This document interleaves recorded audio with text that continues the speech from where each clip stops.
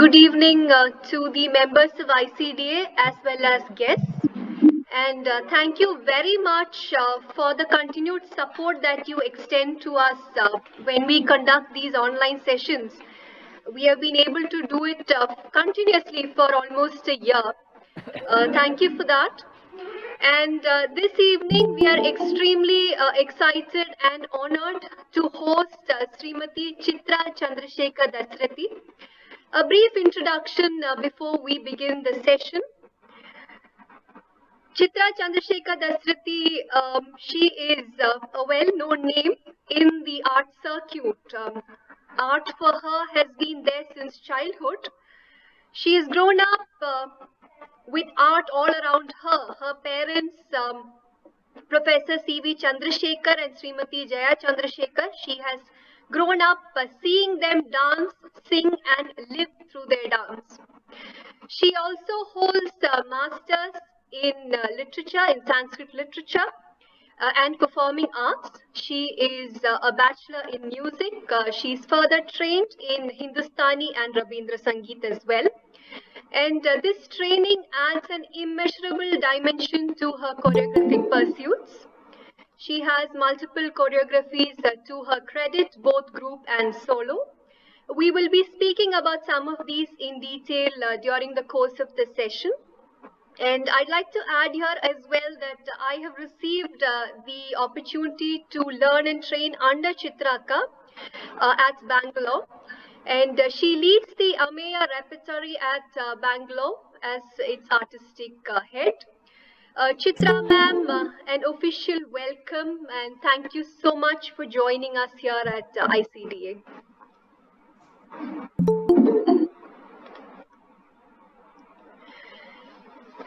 So to the rest of the audience, how we have planned out this evening is that we will first request Chitra Akka to talk to us about some of her thoughts, her ideas, some of her choreographies, and then we will break into a wider interaction. So we will request the audience to please be on mute during the first part of the session, and in case you experience a bandwidth issue, you can choose to also switch off your video. So Chitra Akka, welcome once again, and maybe we can start from where it all started. You've been very excited when you talk about your days at Banaras, because you've grown up with art all around you. Your parents were frequently performing, and you could go and see concerts. And besides that, you even had artists visiting you at your household. How is it to grow up with art all around you? Akka, you're on mute. You will need to unmute, please. Yeah. Is that okay now? Can you hear me? Yes, sir. Namaste, everyone. Thank you, Shri Gopakumar, and my dear Reshma. I'm happy to talk to everybody through speaking to you. So yes, I grew up, I did schooling in Banaras, known variously. Some people call it Banaras, some people call it Varanasi, some people call it Kashi. So all these are characters of the city that I grew up in. Each one represents, when I say Banaras, I think of the Banarsi sari, the wonderful Langda mangoes of Banaras, a certain spirit, a free-spirited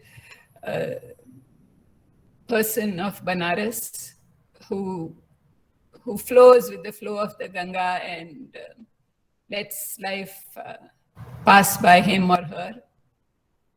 Varanasi, the land between the two rivers, Asi and Varuna, which meet the Ganga just at two ends of the city. Kashi, the old city, which is said to be the city of Vishwanath. Baba Vishwanath is what Banarsis, typical Banarsis would refer to the Lord as Baba Vishwanath. So all these Yes. I'm not sure I was aware of all this when I was growing up there, but when I look back, I do realize that some part of all these, of all these aspects, facets of Banaras became part of my growing up, and I'm grateful for that. So there was, yes, there was dance and music at home.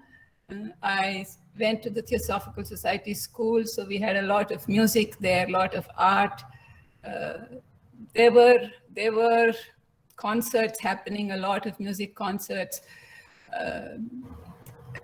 lot of music, dance, maybe a little less, but it was there. But other than that, there were other facets of what makes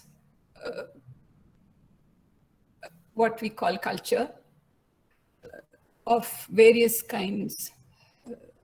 The Sarnath, the space of Buddha's first sermon, where the place known where he did the Dhammachakra Pravartana, where the first sermon was given, is just on the outskirts of Banaras. There were tourists from all over the world, especially in the 60s and 70s when I was growing up. There were people from all over the world who came to see this city, which has been a living city on the banks of the Holy River, in a continuous, without any breaks, one of the longest living cities in the world. So I realize now that there were so many different kinds of people whom some I met, some I saw, and some I felt. So these were, and it was also, Banaras has also been traditionally a seat of learning, even from older times. People went to Kashi to study in much earlier times. But there are 3-4 universities in Banaras.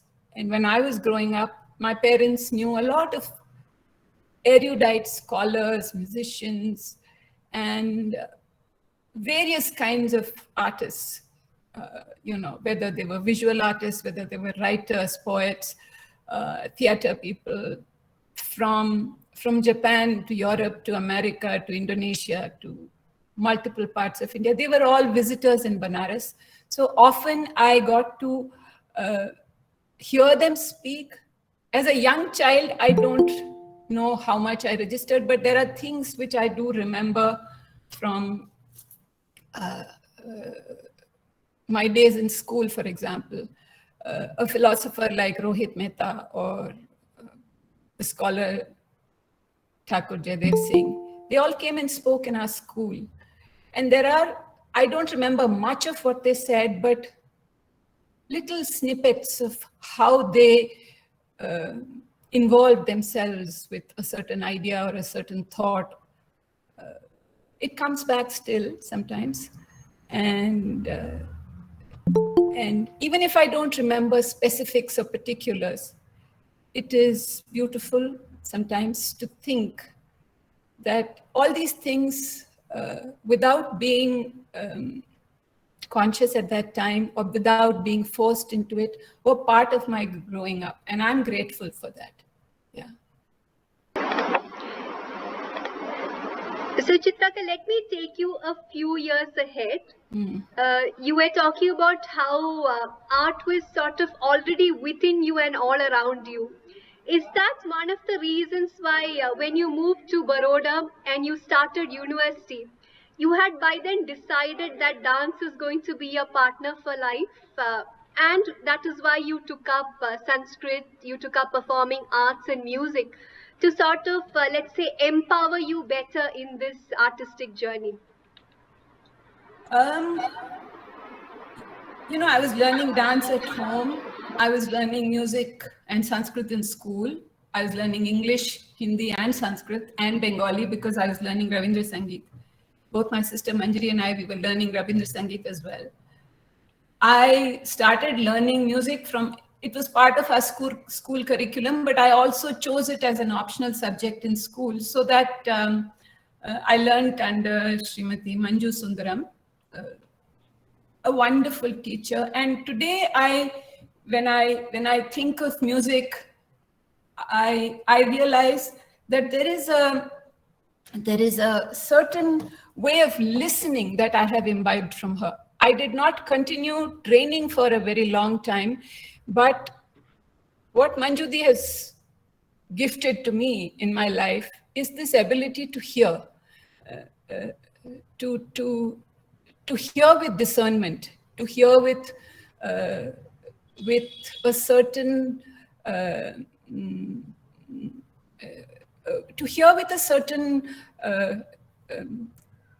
absorption and a certain ability to hear nuance in a sound. It is something which I had grown up from childhood. I don't know if I chose these subjects because I wanted to take dance professionally later. Once I grew up, I finished school and moved to Baroda that's when my parents moved to Baroda. My father joined the Sayajirao University there. And so we all moved. I'm not sure if it was too much of a plan, but from the time I was younger, I had liked the sounds of Sanskrit. I had liked the way the language worked. So I picked, for college, I picked English and Sanskrit. So that's what I did. And then I went on to do an MA. So it just kind of grew into that. And then when there was an opportunity to join the Faculty of Performing Arts, which was earlier called the Music College under the Faculty of Fine Arts. While I was there, we became the Faculty of Performing Arts. So my MA was in Performing Arts. BA was still called Bachelor of Music, but it was a degree in Performing Arts. So at that point, it just seemed like the best thing to do. So it was not such an adventurous, my life is not, it's not a big adventure. I'm happy about little things that happened around me, and there were no great, huge shifts in terms of, one day something grand happened and then I went somewhere and I did something. Probably a fairly ordinary, very sedate life. But there are, now when I think back, there are little things which excite me now. Probably even more than they excited me when they actually happened. Okay. So I'm going to jump a bit from what you just said now when you mentioned you were more or less going with the flow. You were performing frequently with your family as well. When did you then break the flow and then start deciding that no, you want to create or choreograph something on your own? As in, you would always have a lot of ideas because you've grown up watching many people. You've as well as interacted with a lot of artists. So when did you then decide to maybe convert that idea into a visual experience for an audience? Rishma, I actually, we have spoken about this. I didn't start choreography till I was nearly 30 or something. I was not, and I don't really quite know why. There could be many reasons. I didn't feel this compelling urge to create something on my own, one thing. I was already dancing some exceptionally beautifully choreographed pieces which my father created. And whether they were solo pieces, in fact, a lot of his work in the 70s and 80s were created on me, which a lot of people around the world dance today. They were first created with me. So I was dancing some fabulous choreography, apart from all the traditional pieces that I did get to learn. So there wasn't this very, compelling need to do something on my own. I had, even since my childhood, even when I danced, I did perform a lot as a young child. I performed much less I performed much less as an adult than, childhood was filled with performances. So I would, I didn't really feel the need to create anything till about that age. So the first thing I did was Geet Govindam. Before that, I had done little, very small little things sometimes. As a very young child, we had a neighborhood group where I would, create the music, create the dance. But that has nothing, that is only, those are only sweet memories and nothing very substantial or concrete or something which has survived over a period of time, or whether I have done something more to it as I have grown older, nothing of that kind. But the first piece I did create was for myself. It was Geet Govindam, which I actually fully choreographed a full piece. And it was a full length work. It was not one piece. It was a full an hour and a half almost work. Some pieces, there was music earlier, which my father and mother had danced to or sung that I was familiar with. But most of it was created when I did that piece was done in 1993. Yes. Okay. So now that we've started talking about your choreographies, the solo ones, you started with Geet Govindam, and then we have Kunti and Sowmanasa. So Akka, if you don't mind, can we delve a little deeper into that process you go through, right? From you get an idea, then you might want to convert it, or it stays within you for a long time. The process, in the sense, the different stages involved, research, music, the narrations. Can you explain for the audience those entire, the huge, massive process, right from ideation to the actual conversion to a performance? Let me say one thing very at the very beginning. I don't think I do anything hugely different from what most people do. Each one of us has our own ways of doing it. That's all. Most of my work has also not been, except for a couple of things, like, for example, Kunti. I was asked to do Kunti in a series on characters from the Mahabharata. But otherwise, my work has been, has come about when I felt I had to tell this story. That story might have risen, or that idea might have risen from something I read, some person I met, some idea which I read in a newspaper article maybe, or something which made me question my own need to dance, and my own, why do I even want to dance in a certain way? Why do I need to tell a story through dance? Why can't I just talk about it? So these were things which I was questioning, and I created a piece called Dwanya. Now this was also, some years before that, I had read a poem, a translation of Rumi's poem from Persian, and that gave me the story, the idea of a flute which is plucked out of its root. Plucked out of where it has been growing. So, and I was also, kind of venturing out, venturing out. I had ventured out. I had moved out of my parents' home much before that.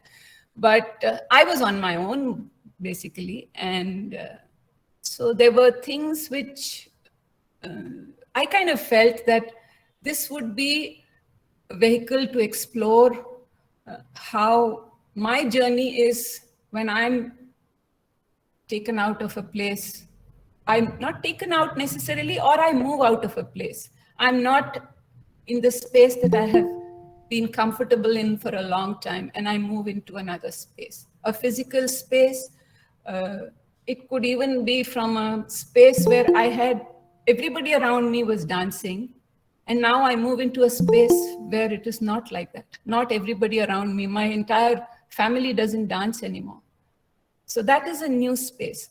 But it does not necessarily mean that it's a space which doesn't give you inspiration, or that it does not inspire you to, tell your own story in the language that you know best. So that was one, you asked me why a certain piece. So these were the kind of things which I have been playing. I'm still playing with those. So we went on a holiday to Egypt, and we were all completely awestruck by all the architecture and the stories. I did a lot of reading at that time. Some of it has remained, some of it has, that kind of mythology and history of ancient Egypt is just, unless you are continuously involved with it, it just slips out. So I just felt that I had to tell a story about that. And I didn't feel like using a ready-made tale from that period. So I just created a production based on my conversation with a goddess from the Egyptian pantheon. So that is how the production, which is now about 20 years old, called Samvada Hathor and I, came about. So you asked about Sowmanasa. Sowmanasa actually was, it started even before I went to Egypt or anything. So I had heard a story, then seen a film, then read another version of that story. And over about 15, 16 years, I kept working. Initially, I felt that, I didn't want to do the story just as the story was, but I wanted to do the story. Then I didn't want to do it. I was afraid that, I would follow the narrative that was there in the film. I didn't feel like doing it that way, but I still wanted to tell the story. So finally, when it did happen, the production, I did it in 2010. When I did do it, it was, I think I had my telling of that story. So that's how Sowmanasa happened. Yes. To the wider audience, Sowmanasa, Akka, I think you've told me this is the story about the woman who moves into a flowering tree. Yeah, she becomes a flowering tree, and then she's ravaged and left as a stump, and then finally again the love of the man she's been married to brings her back to life. So that's the story. So then I found a lot of metaphors. I mean, why would I felt that if I had to tell a story, flowering is not just the physical act of flowering. It is also the way we understand the spoken language. We also understand flowering as the pinnacle of our ability, and the point at which we become capable of creating something new. Flower, then the fruit, that's the life of the plant. And then flowering has color, flowering has fragrance. So these are all intrinsic qualities which are part of all our lives. And for me, this story was a kind of journey into my dance, my life, and the world which is of the story. It is also a story of a woman. It's a story, I mean, I do think a lot about being a woman and how the world is and how I fit into the world and how the world makes me, what I respond to, so it's also about the tree. So there is violence in the piece. There is violence against the tree. So all these things matter, and I hope one can express, one can tell these stories. And I do think that we must, that I must at least, make the effort to tell a story the way I feel it in myself. Yes. So the ones that we were talking about now are your solo pieces. Yeah. You've also done group where we have, I think, Chatushra is one, Vikalpa, and the latest Roots. Yeah. So how is it when working with more minds and more bodies? How do you think it's more challenging? I've said this earlier sometimes, that there are some stories which are best told by a soloist. But some stories get richer and more effective, more communicative when you have multiple bodies, multiple dancers who bring their energies into it. So honestly, sometimes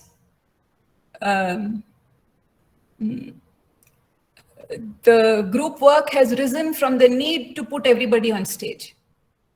You know, you dance, you were part of Chatushka.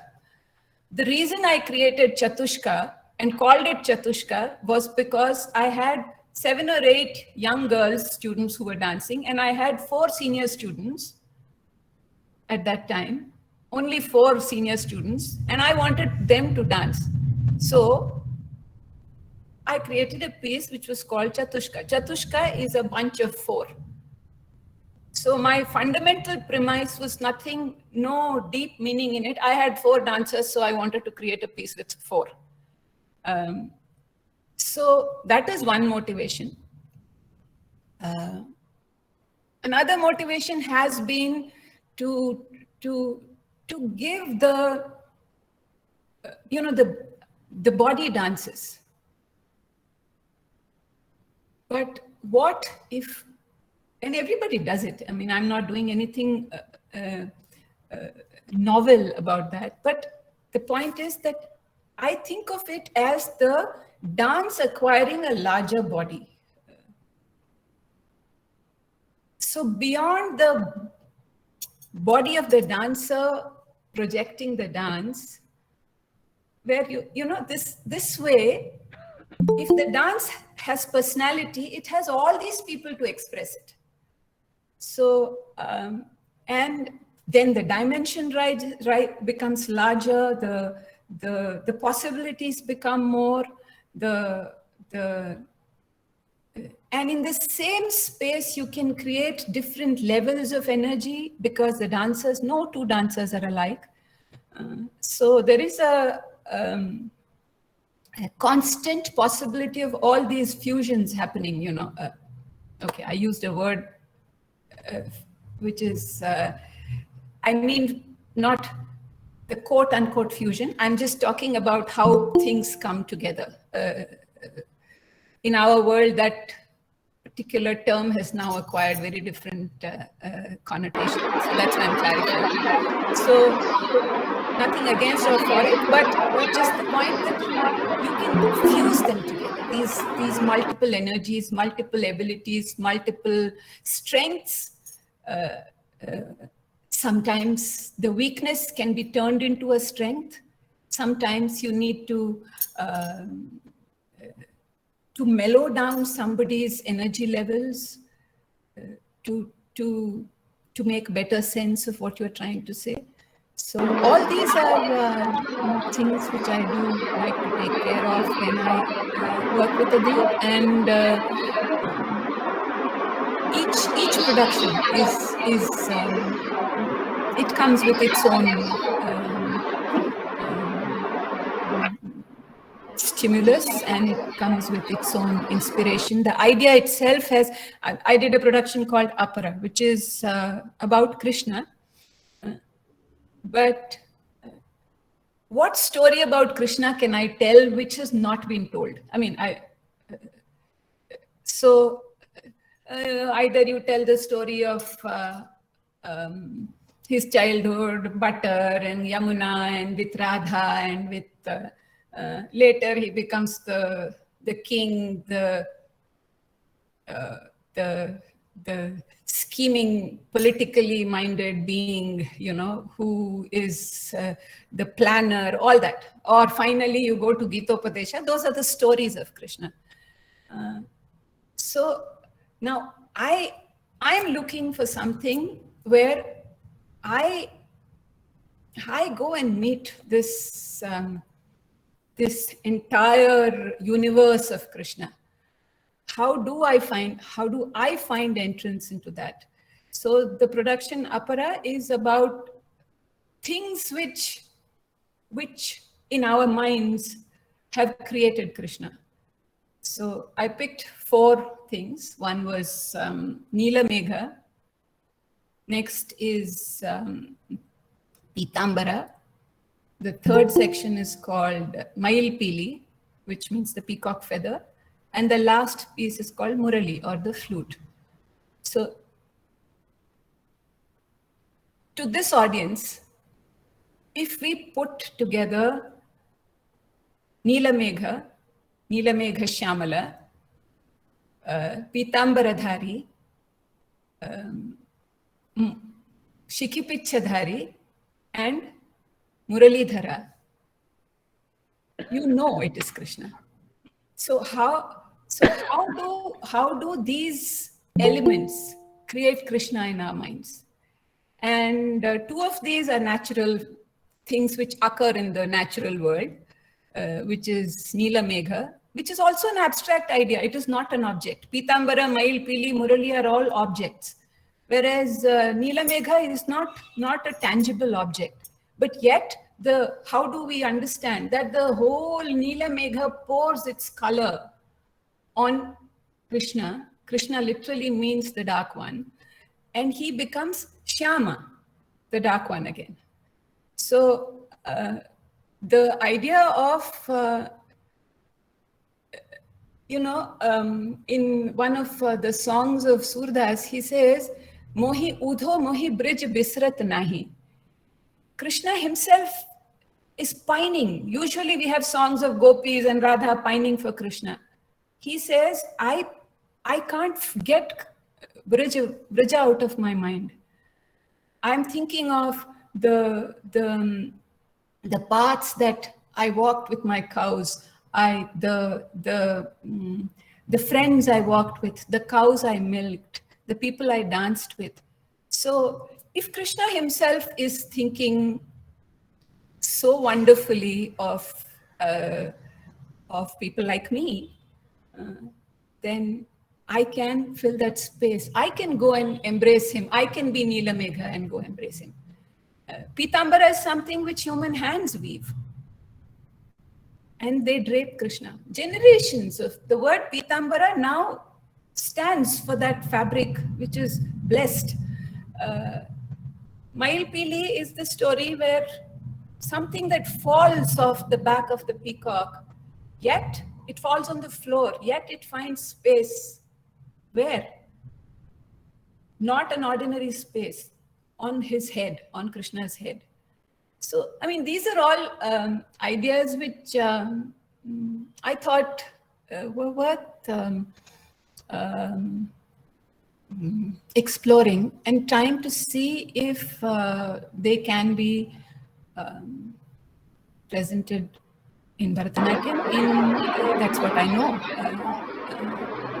So, can I tell the story of that peacock feather which fell in Pachatantra?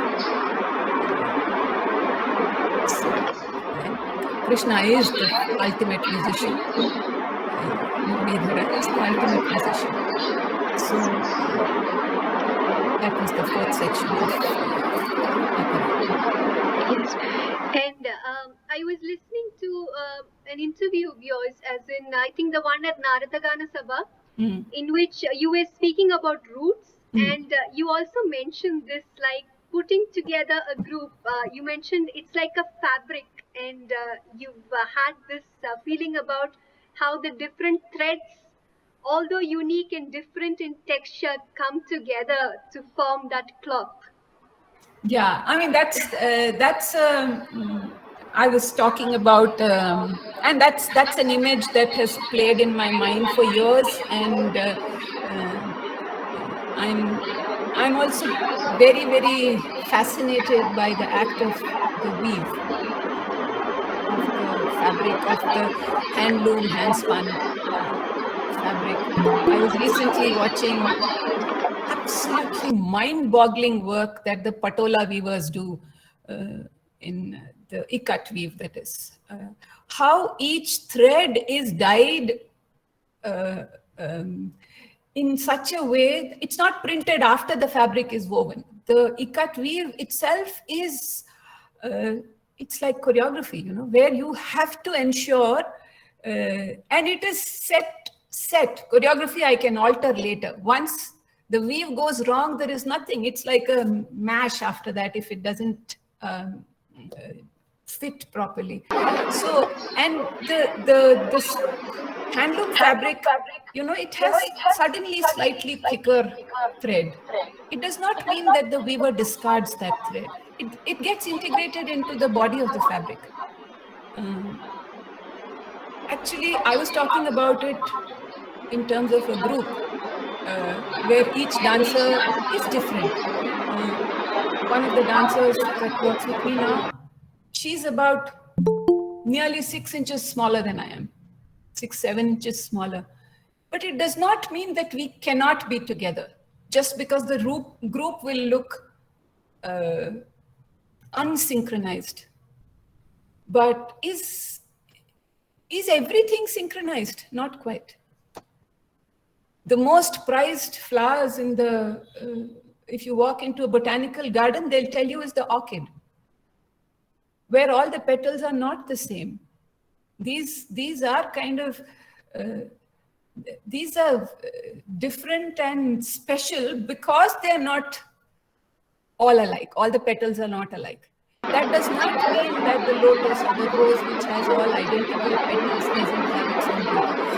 So the point is that there is no one way of looking at everything. So therefore, in roots, I've tried to play with the way the dancers work together, the way they completely don't work together, and the way the dancers do one thing and then another dancer does the same thing at another time. We've all sung these things, done these things as children. You know, we take one song, different people start singing it, the same song at different times, and then we make sure that we don't get confused. We all do these things, you know, that, you know. So we're all trying these, and even as children, we have been fascinated by these little differences. So while synchronization and complete uniformity has its own charm, difference and lack of synchrony and very consciously putting opposite things together, that creates its own dynamic, which I find very interesting. So asymmetry can often be very, very, very beautiful. Yes. So yeah, that to answer, if it answers. Yes. So Chitraka, we talked about how you've worked with other dancers as well, and you're teaching. You're very passionate about teaching, and I've read this that you gain strength in this role of what you call Sahridaya, a companion in the path of art.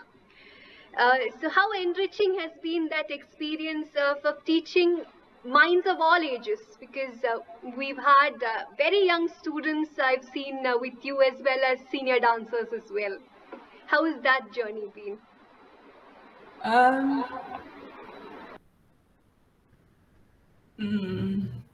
I enjoy it.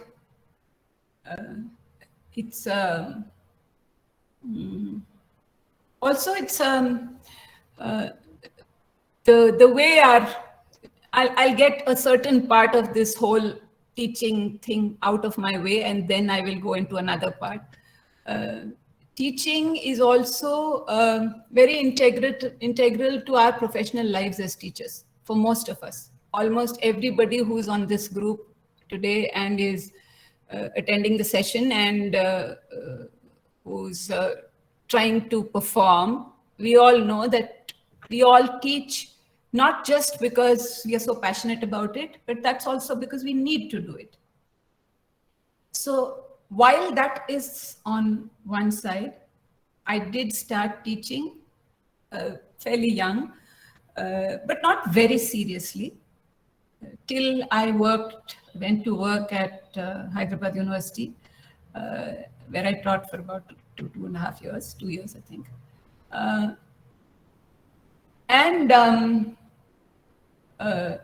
I realized that for me to grow as a dancer, I was finding teaching helpful. I wasn't choreographing too much at that time. But when I started teaching and when I started looking at other people doing something a certain way, I was able to see something beyond myself, which I wasn't able to see in myself. It helped me to develop, and I not helped in the past tense, it continues to help in developing an eye of my own, and I see my own dance from the outside. I don't know if that makes sense. Those people who may be familiar with the way I teach may understand this a little better, where the dancer herself learns to look at one's own work from the outside. So you become your own first viewer. Of course, you are the creator of what is happening in that moment, but you also develop an ability to see yourself from the outside. And for me personally, my teaching feeds that every single day. So if I'm unable to, some days I'm a little disappointed with the class that I take, and if I analyze that, I know it has something to do with this, this excitement, this adventure that I have every day. And if I don't find it, I'm a little disappointed that, oh, I did one. But yes, every class can't be exciting. I can't be inspired every day. The dancer in front of me who's in class can't be 100% and ready to receive and ready to excel every day. But then, as dancers, most of us realize that on days that it happens, it is special, definitely. Yes. So Chitra Akka, what we'll do now is we can break up to the wider audience as well. Sure. While the audience gets ready with their questions, maybe there's one more thing we should talk about. I'm sure everyone would be wondering why we haven't discussed that yet. So let me shoot in. This is when you work with your family. Your parents are dancers, your sister is also a dancer, and you're all individuals in your artistic pursuit as well. So how is it, when you come together, when you work together?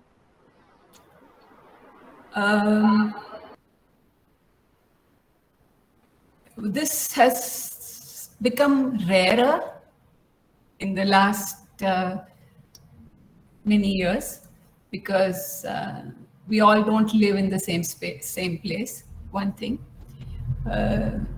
In some ways, our practices have also taken their own paths. So there are things which we don't do together anymore, so because of the physical distance. But at the same time, I also know that, I did roots now. So we are all, kind of from growing from the same space. And there is a certain level of comfort where I know, without saying too much, that my sister understands what I'm saying, and she knows I completely, even when we don't say too much. I worked a lot with my father's music after I started doing my choreography. He's done a lot of music for me. I know I can demand what I want to hear, and he knows what I want to hear. I can't create the music, but I'm able to, and because it's my father, I can say, no, Appa, this is not working, something else. I do it with any music composer that I work with, but there is a certain level of this, again, you mentioned the word Sahridaya, which I have spoken a lot to you also about. So there is a certain level of, for the lack of a better word, comfort, where it is not on the surface. You go one level below the surface to know what sound works here or what movement will work here. When I work with my sister, for example, there was a time when we could both kind of, meld in and out of each other's movements very easily.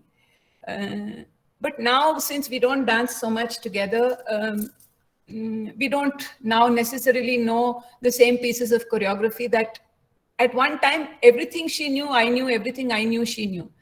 But now, I don't know all her pieces. She doesn't know all the pieces I have created. But what we've learned from our parents, we both do perform. And we sometimes, rarely, we have danced together in the last 10 years also.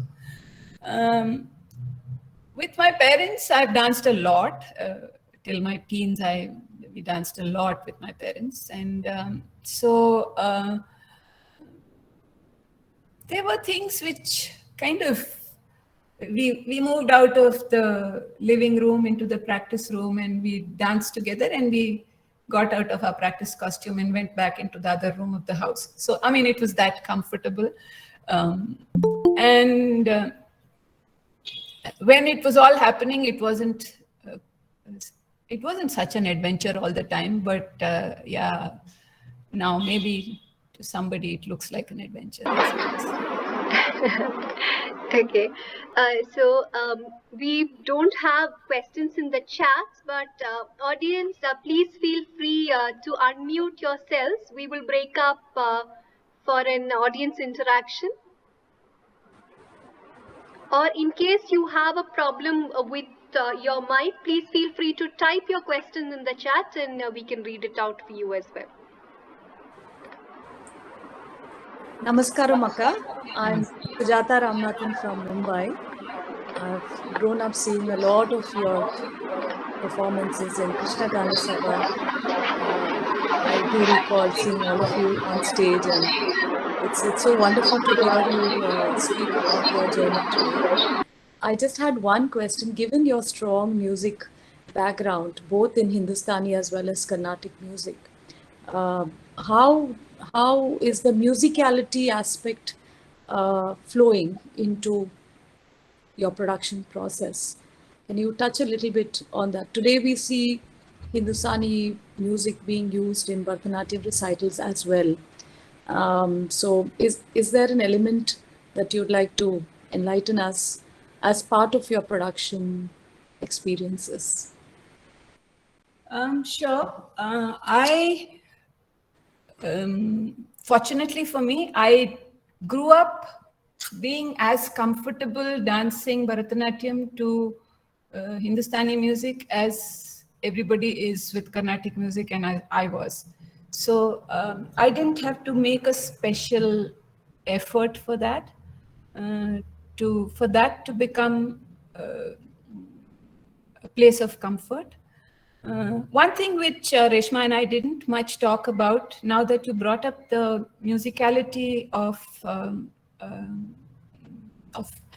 music, I would like to say also that there is a certain musicality inherent in words, in literature of different literatures of different languages.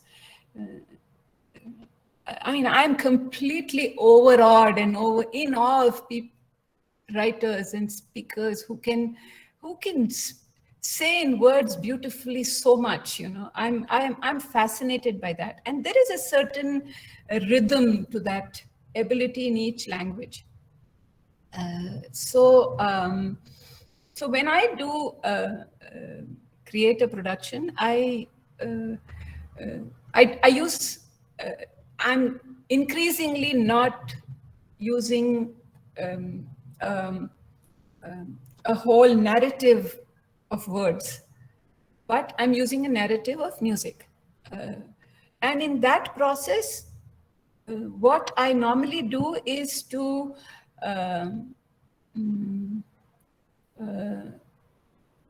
for a certain space in the idea that I have, I mean, a certain point in the whatever idea I'm developing, I dig into or I don't think I do it consciously, but from my listening, what comes most naturally to accompany the movement in that particular space, that becomes the music. So it could come from, for example, when we were doing roots, there is a piece called Sarasangi. It's in 5 sections. The central section is called Sarasangi. And I was, I had started working on the idea of fullness and, the fundamental idea of Sarasangi. It wasn't called Sarasangi, but I was working on these ideas of fullness, nourishment, and absorption and all that. And I was thinking what music we could have. And suddenly I said, why don't I call this piece Sarasangi? Sarasangi is a raga, of course, as everybody knows. Now, once that thought came, I can't set it to music, but I could hear the meandering paths that Sarasangi would take in its sound structure. And if the movement could explore those patterns, then the Sarasangi that we have in roots is kind of musically so entwined with between the music and the movement and the idea. So the piece got a little altered when we decided it was going to be Sarasangi. Because then it started moving along with the paths that Sarasangi takes. So, just to illustrate us, I don't know if it answers your question though. Thank you, Akka.